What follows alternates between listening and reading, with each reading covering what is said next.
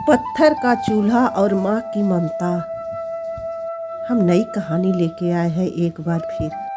लरी गांव के आखिरी छोर पर एक पुराना मकान था जिसकी मिट्टी आधी ढह चुकी थी और यह मकान मंगरू चाचा का है जो अब इस दुनिया में नहीं रहे। आंगन में एक बहुत पुराना पेड़ पीपल का था। उसके नीचे पत्थर का चूल्हा था जिससे महीनों में आग नहीं जली थी। जिस चूल्हे पे आग नहीं जली थी वहाँ पे रहती थी दादी अम्मा। दादी अम्मा के दो बेटे थे जिसे लोग कहते थे तुम्हारे बेटे तो तुम्हारा नाम रोशन कर दिया। उनके दोनों बेटे जो अब शहर में रहते हैं। अम्मा एक फीकी सी मुस्कान देकर रह जाती थी। उनके लिए तो नाम से बड़ा तो उनको फोन और चिट्ठी की रहती थी ज़रूरत, जो अब हफ्तों तक नहीं आती थी। एक दिन अम्मा को अचानक खबर मिलती है कि उनके दोनों बेटे आ रहे हैं। अम्मा की आंखों में चमक ऐसी आ जाती है जैसे दिवाली के दिए में होती है। उन्होंने कांपते हाथों से पत्थर के चूल्हों को साफ किया और गोबर से आंगन को लीपा। उन्हें याद है कि अविनाश को हाथ से पिसा हुआ बाजरे का मलीदा पसंद है। सुमित को मिट्टी के हांडी में बनी हुई दाल पसंद थी। अम्मा सवेरे से चूल्हे के पास बैठे हुए आग जलाने की कोशिश कर रही थी। उनकी आंखों में पानी बह रहा था। ये पानी आंसू नहीं थे बल्कि खुशी के आंसू थे जो अचानक सा छलक पड़े। दोपहर के समय में दो गाड़ियां धूल उड़ाते हुए घर के सामने रुकी। जैसे ही बेटे घर के अंदर घुसे और उनके बच्चे घुसे, बेटे को अजीब सी असहजता थी खुशी के बजाय। बड़ी बहू नाक सिकोड़ते हुए कहा, माँ यहाँ कितनी धूल है और यहाँ इतना धुआं, आप भी अभी भी चूल्हे पर खाना बनाती हैं। हमने शहर से पिज्ज़ा और सैंडविच पैक करवा लिए हैं, हम लोग वही खा लेंगे, छोटा बेटा सुमित कहता है। पार्वती अम्मा जो 3 दिन से मसाले पीस के कड़ी मेहनत की थी, उनका यह बात सुनकर पल भर में उनका मन ठंडा हो गया।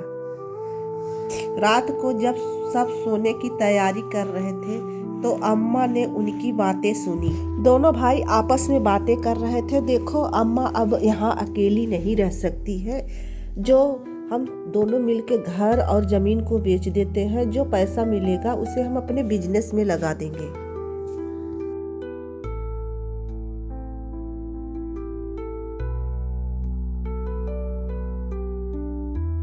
जिस घर को उनके पति ने कड़ी मेहनत से बनाया था और बच्चों की बचपन की यादें थी, आज उन्हीं बच्चों ने घर को घर नहीं एक टुकड़ा जमीन का कह रहे थे। अम्मा ने कोई विरोध नहीं किया। उसने कहा, बेटा जमीन बेचना चाहते हो तो बेच दो, पर क्या आज आप लोग हमारी इस पत्थर के चूल्हे की रोटी खाओगे जो बनाई हूँ? इस पत्थर के चूल्हे पे रोटी को आखिरी बार मेरे हाथों से खा लो। दोनों बेटों ने अनमने मन से हाँ कर दी। अम्मा ने पत्थर के चूल्हे में आग सुलगाई और पहली रोटी सुमित को बना कर दी। जब सुमित ने पहला निवाला मुंह में डाला तो वह ठहर सा गया। वह सोचने लगा, ये तो बचपन में जब मेरी माँ चूल्हे पे खाना बनाती थी, बारिश के मौसम में सोधी महक और रोटियां खाकर माँ की गोद में हम सो जाते थे। सुमित के उन दिनों को याद करके उनके आंखों में आंसू आ गए। वे दिन भी याद आए जब मैं बीमार होता था तो माँ मुझे इसी चूल्हे पे काढ़ा बनाकर पिलाती थी।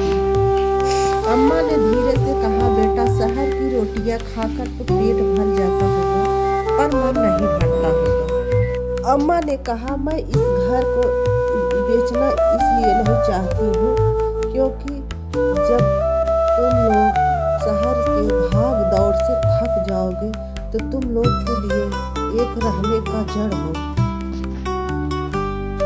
अगर जड़ काट दोगे तो सूखे पत्तों की तरह तुम लोग उड़ते रहोगे। अम्मा की कही बातें दोनों बेटों को समझ में आ गई और उन्होंने घर नहीं बेचा, क्योंकि उन्हें पता था अगर मैं अपना घर बेच दूंगा तो हमारी पहचान और जड़ खत्म हो जाएगी। दोनों बेटे ने यह निश्चय किया कि हम लोग घर की मरम्मत करवाएंगे और हर महीने बारी बारी से अम्मा से मिलने आएंगे और अम्मा के साथ समय बिताएंगे। अक्सर हम यह भूल जाते हैं शहर की सीढ़ियों पे और ऊंची इमारतों से, अक्सर हम भूल जाते हैं जिन शिखर पे आज हम पहुंचे हैं। माँ बाप और गांव की मिट्टी कभी पुरानी नहीं होती, वह नींव होती है, जड़ होती है और एक अपनी पहचान होती है।